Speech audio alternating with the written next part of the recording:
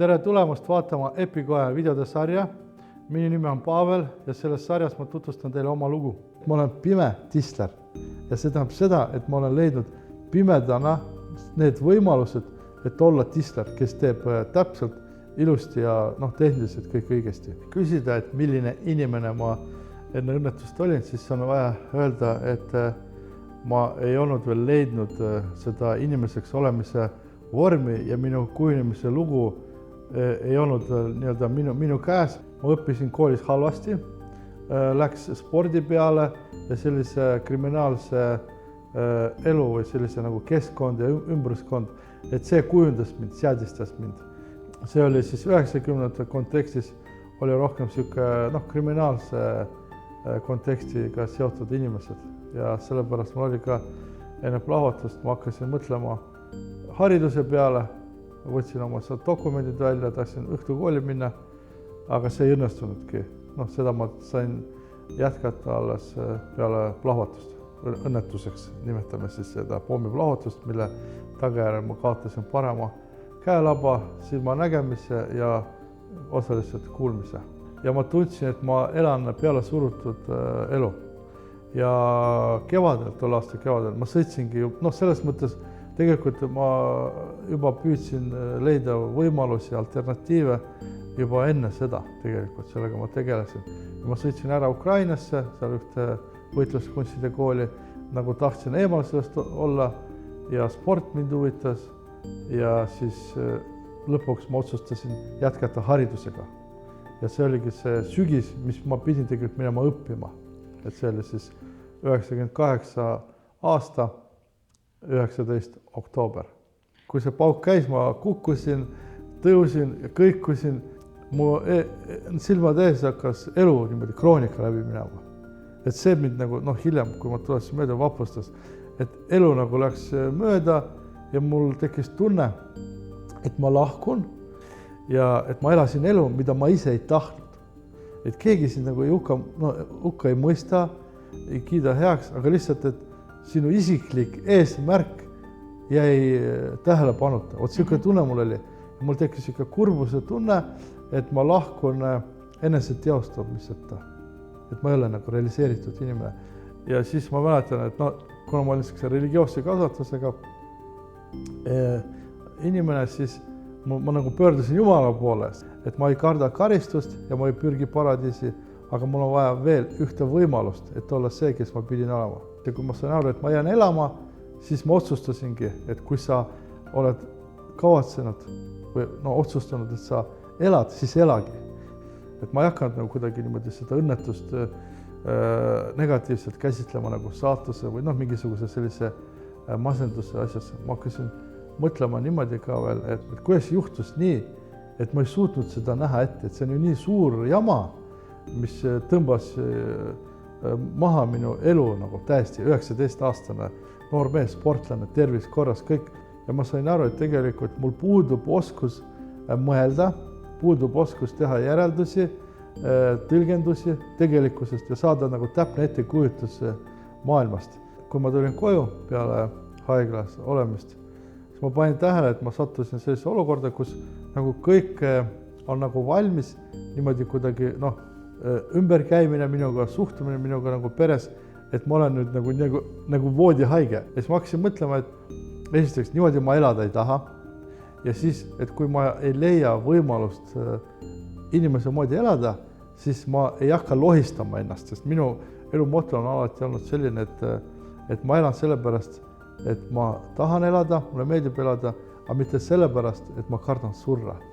Ja siis ma hakkasin mõtlema, et kas on mõistlik üldse ennast ära koristada? Sa kaotasid selle sinu viga, keegi ei ole sellest süüdi, keegi ei pea sinu pärast mingisugust aega raiskama või sind lohistama.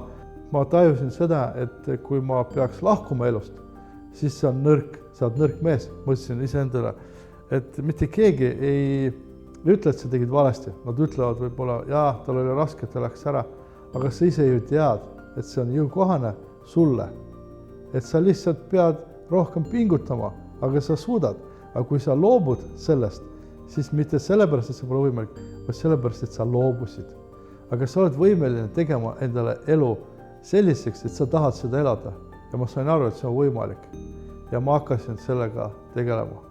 Ja ma lihtsalt hakkasin spordiga edasi tegelema ja läksin kooli. Üks noormees pöördus mu poole abi saamiseks ja tal oli väga tugev suitsidaalne kavatsus ja ta ei tahtnud elada ja ma kuulasin teda ära. Ma küsisin talt, kas sa ei taha elada üldse või sa ei taha niimoodi elada. Ja ta ajas need kaks asja segamini. Ja siis on küsima, mida me nüüd siis teeme sellega, millega sa ei taha nagu elada. Me peame muutma seda siis. Kas meil on võimalus seda muuta? Et tähtis ei ole mitte see, millised kaardid sul on, tugevad kaardid või oskus või kunsti mängida jäänud kaartidega.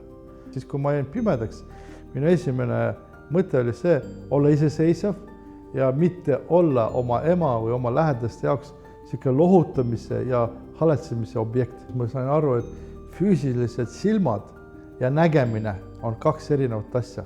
Et nägemine on see, mis pannakse kokku meeltest saadud info alusel. Ja ma sain aru, et ma pean looma endasse oskuse, võimekuse nägema asju siis sellise teadliku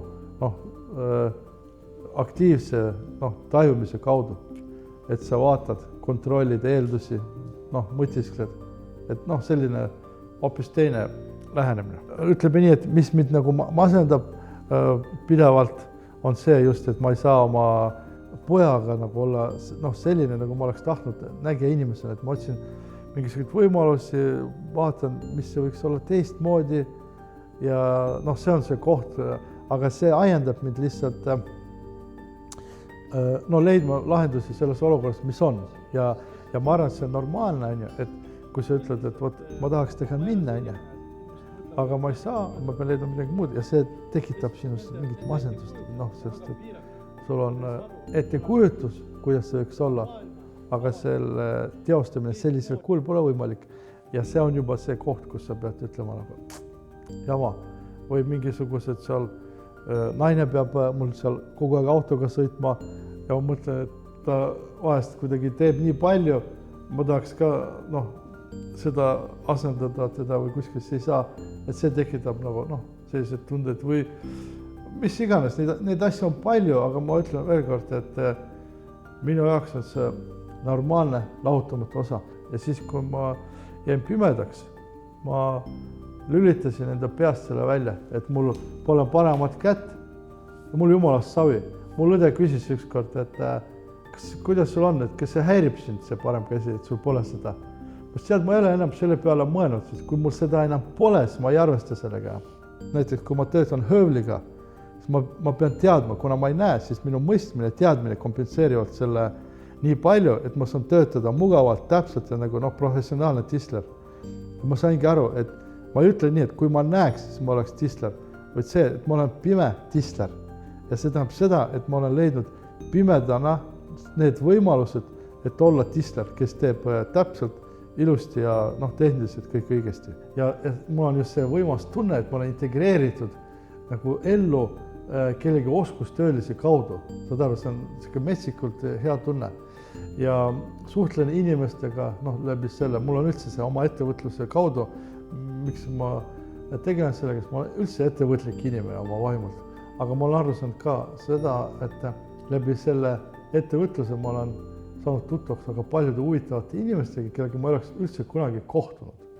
Et ma olen olnud esimene pime, kes tegi akadeemilise testi Tartu Ülikooli sisseastumiseks ja läks psühholoogilisse osakonda õppima. Aga ema ja kooli klassis tol hetkel ma olin ainuke pime omas klassis. See peale õnnetust ma läksin vaegnägijate kooli, pimete kool, ema ja kool Tartus. Ma ei olnud ühtegi korda külastanud seda tööõpetuse ruume, mitte ühtegi korda polnud tõstetud küsimust, kas Pavel mitte et peab käima seal, võib käia seal.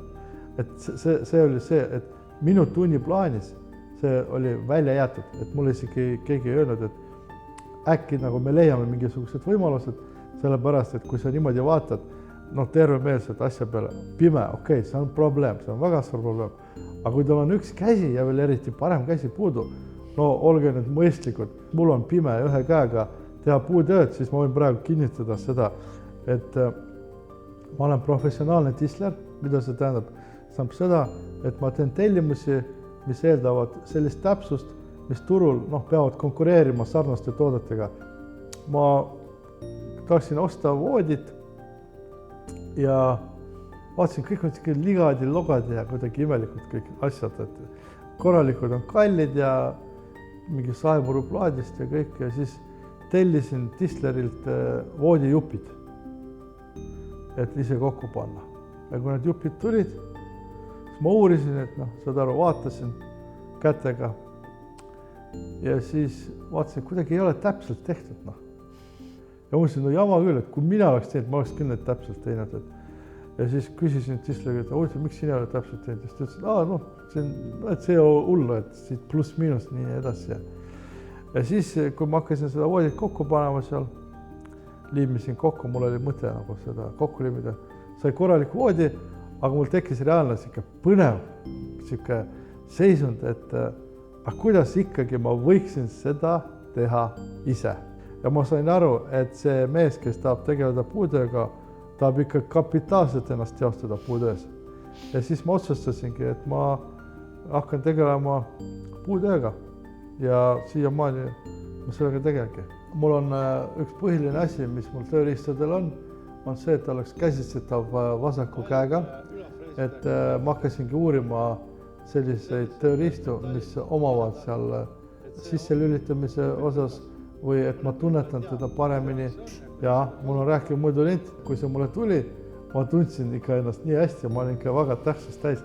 Kõik asjad mõtlesin ära, mis mul oli vaja mõõta ja mul tekkis, et see on see koht, et kus väike asi annab nii palju seda elamust, iseseisvust, seda vabadust. 92 sentimeetrit, 2 millimeetrit. Mis oli minu jaoks vapustav, kui ma jäin pimedaks? Ma mõtlesin, nüüd ma ei näe ilusat tšikke ja siis mul oli kõigepealt soov võtta endale naiseks neiu, keda ma olin varem näinud. Eriti just see, keda ma pidasin ilusaks. Aga ma hakkasin kogema tema isiksust, tema maneere, käitumist ja mingi hetk ma sain aru, et see inimene ei avalda mulle üldse sellist mõju ja ma ei taha temaga koos olla, üldse ei taha koos olla. Ja see, et ta oli bikiinides, punastes bikiinides ilusa figuuriga, et see ei mõju mulle kuidagi üldse enam niimoodi. Mariette juures mulle alguses peale jätsid muljed tema selline intelligents, ilus käitumine ja siukene võimekus minna sügavamale oma vaadetega. Et mind oli kutsutud üritusele ja siin oli kutsutud ka Marietta. Ta siis töötas Tartu Eesti Rahva Muuseumis, muuseumi pedagoogina. Meil oli teemasid, mingi kultuur ja lihtsalt meil oli huvitav koos olla. Ja siis mingi hetk läks asi käest ära ja me abiellusime. Nahkhiir, mulle meeldib, see on minu siukene innustust, inspiratsiooni pakkuv loom, sellepärast, et ta on pime, nii-öelda, ta ei näe, ei orienteeru valguse abil, aga ta on täiuslik, teda ei peeta puudega loomaks ja ta lendab, toimetab ja see on minu jaoks selline koht, et kus ma pean muutuma ka selliseks inimeseks, kes on kohanenud või püüab kohaneda